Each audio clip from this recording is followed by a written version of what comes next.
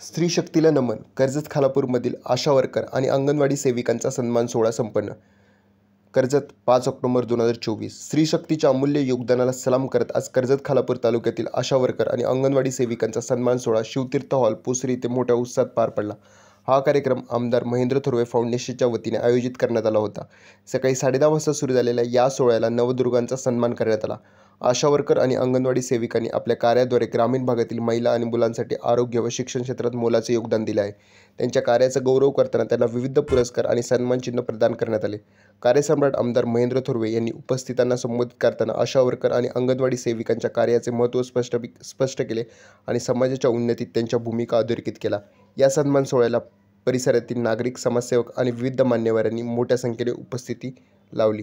Workers आणि अंगणवाडी सेविकांचा सन्मान करूया हा एक उद्दिष्ट ठेवून या कार्यक्रमाचं या ठिकाणी आयोजन करण्यात आलेलं आहे ना. आपण साऱ्या माझ्या लाडक्या भगिनी या ठिकाणी उपस्थित राहिलेल्या आहेत. ज्या ज्या योजना आहेत या साऱ्या योजना तळागाळातील महिला भगिनींपर्यंत पोहोचल्या पाहिजे.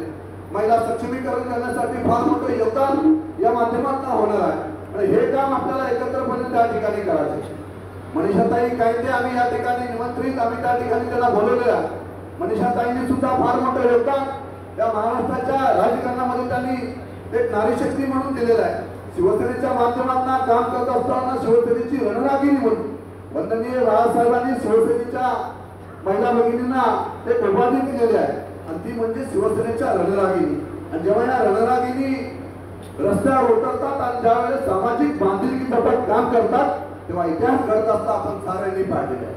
आणि म्हणून माझ्या साऱ्या रणरागिनी एकत्रपणे या ठिकाणी काम करत असताना ज्या नवदुर्गांचा सन्मान आम्ही या ठिकाणी केलेला आहे. अतिशय उल्लेखनीय काम या साऱ्या भगिनींनी आतापर्यंत या तालुक्यांसाठी या ठिकाणी मतदारसंघासाठी केलेलं आहे. आणि उल्लेखनीय काम तर उपस्थित माझ्या समोर बसलेल्या प्रत्येक माझ्या अंगणवाडी सेविका, आशा वर्कर्स, मदतनीस सुद्धा केलेला आहे. आणि म्हणून आपला सन्मान हा कायमस्वरूपी करत राहावा. जेवढं आपल्याला मदतीचा हात देता येईल, जेवढं आपल्याला सहकार्य करता येईल तेवढं करत राहावं. मला एक गोष्ट मात्र आवर्जून आठवते. सकाळी माझी मिसेस तयारी करत होती, मी तू कुठे निघाली तर मला वाटतं सगळ्या अंगणवाडी सेविका, आशा वर्कर्स येतात त्या कार्यक्रमाला मी सुद्धा आवर्जून उपस्थित राहणार आहे. कारण साडी वाटपचा कार्यक्रम त्या ठिकाणी सुरू आहे. तर मग माझा विचार केला की काय हवं असतं या महिला भगिनींना. काही नको यांना मानधन एक वेळ नाही मिळालं तर चालेल, त्याला साडी नाही मिळाली तरी चालेल, पण त्यांचा सन्मान मात्र आवश्यक करा.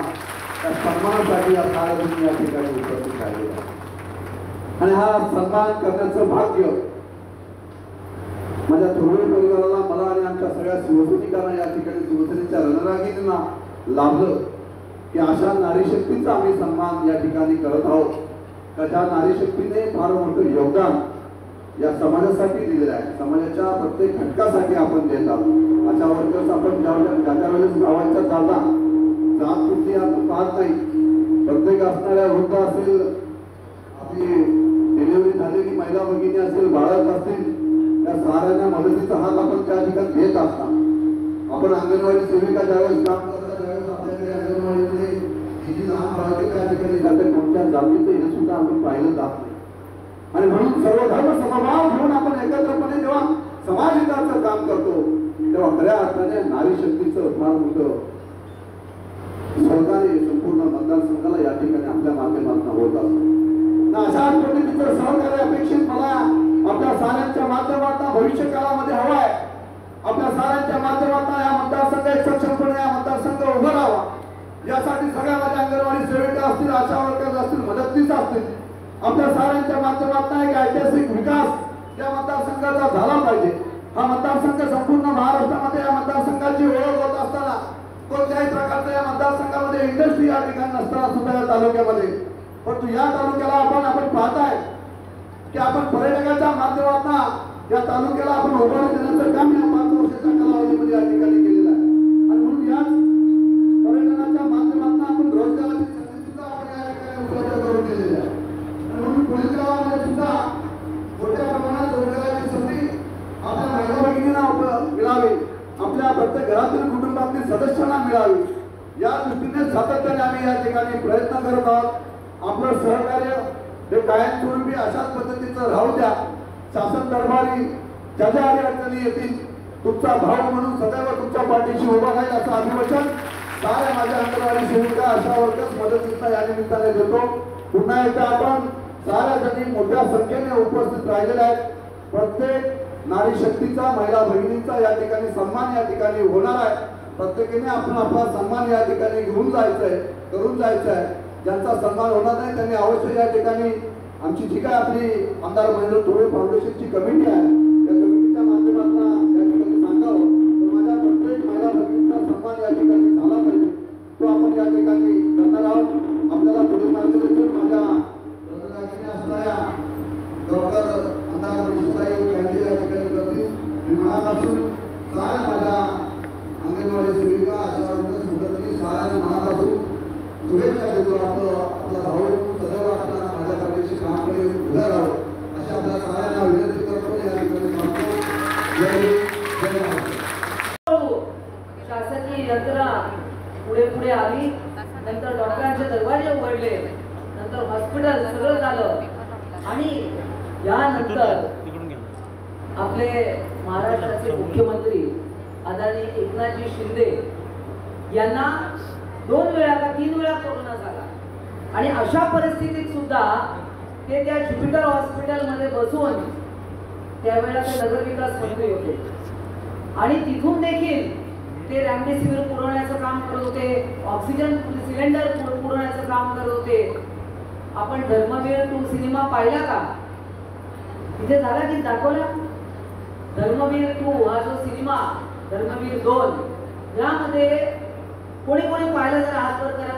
पाहिला की नाही? अजून दाखवायचं आहे. महेंद्र शेठ तुम्हाला तर आता ही पण इच्छा पूर्ण करावी लागेल महिलांची. आणि त्यामध्ये ही ऑक्सिजन सिलेंडर कमी पडत असताना त्यावेळेचे नगरविकास मंत्री आताचे मुख्यमंत्री यांनी एका हॉस्पिटलला ऑक्सिजन पुरवण्यासाठी काय काय केलं हे आपल्याला त्या सिनेमात दाखवलं. त्यामुळे तुम्ही सर्वांनी जे अभूतपूर्व कार्य केलेलं आहे या अभूतपूर्व कार्यासाठी आज तुमचा या ठिकाणी सन्मान करण्यात आलेला आहे. नवदुर्गा म्हणून नवरात्रीचा पर्व सुरू आहे आणि आपल्या भारतात आपल्या महाराष्ट्रात विविध देवी आहेत, असंख्य मंदिरं आहेत. या सगळ्या तर मंदिरात आहेत, त्यांना आपण जाऊन त्यांचं पूजन करतो, 9 दिवस त्यांची आराधना करतो, त्यांची आरती करतो. परंतु घराघरातल्या देवी तुम्ही आहात. घराघरातल्या दुर्गेश्वरी, घराघरातली महालक्ष्मी, घराघरातली काली माता, घराघरातली दुर्गा तुम्ही आहात याची आठवण मी तुम्हाला करून देते. एक छोटीशी गोष्ट तुम्हाला सगळ्यांना मी सांगणार आहे. आपल्याला माहिती आहे आता तुमचे सगळ्यांचे मुलं देखील शाळेत जातात. असाच एक मुलगा शाळेतला फॉर्म घेऊन घरी आला. ही गोष्ट माझ्या खूप आवडीची आहे आणि म्हणून ती जिकडे जिकडे महिला असतात तर मला ती सांगितल्याशिवाय राहत नाही. एक मुलगा घरी येतो फॉर्म घेऊन. शाळेच्या बाईंनी त्याला एक फॉर्म दिला, हे भरून आण. घरी येतो मुलगा, वडिलांचं नाव लिहितो, आईचं नाव लिहितो, वडील काय करतात, बँकेत आहेत ते लिहितो, वडिलांचा हुद्दा काय ते लिहितो. मग वडिलांचा पगार आईला विचारतो, वडिलांचा पगार काय? ती सांगते बाबा लिहि एवढा पगार. तिलाही माहित नसतं. काही वेळा बायकांनाही माहित नसतं ना पगार किती आहे, सांगत नाहीत काही वेळा लोक, वेगळंच काहीतरी सांगतात. परंतु तिने आईने सांगितलं हा वडिलांचा पगार, सगळी माहिती दिली. त्यानंतर एक ओळ असते तिकडे, आई काय करते, आईचं मुद्दा काय, आई काय काम करते असं तो तिला विचारतो आईला. तेवढ्यात वडील तिकडे आलेले असतात, घरी बसतात, पाणी पिणी पितात. आता आई काय म्हणतच नाही, पण आई कुठे जाऊन नोकरी करत नाही, मग काय मिळणार असा त्याला प्रश्न पडतो. म्हणून तो वडिलांना विचारतो की आईच्या नावासमोर काय लिहू, आई काय करते. तर वडील काय सांगतात, मार आडवी रे डॅश. आपण करतो ना आता, तुम्ही सगळ्यांनी फॉर्म भरता बरोबर, तुम्ही पेशंटचे फॉर्म भरता, मुलांचे फॉर्म भरता, ज्याचं उत्तर आपल्याला माहिती नाही त्याला काय म्हणतात मान हटिले असं कोणी सांगतं. त्यामुळे ती आई ऐकत असते कोणाला ऐकत असते त्यावेळेला तिला फार राग येतो की माझ्या नावासमोर आडीले. ती विचार करते मी सकाळी 5:30 वाजता उठते, चहा नाश्ता जेवण मुलाचे डबे नवऱ्याचा डबा करते, हे सगळं मी करते. त्यानंतर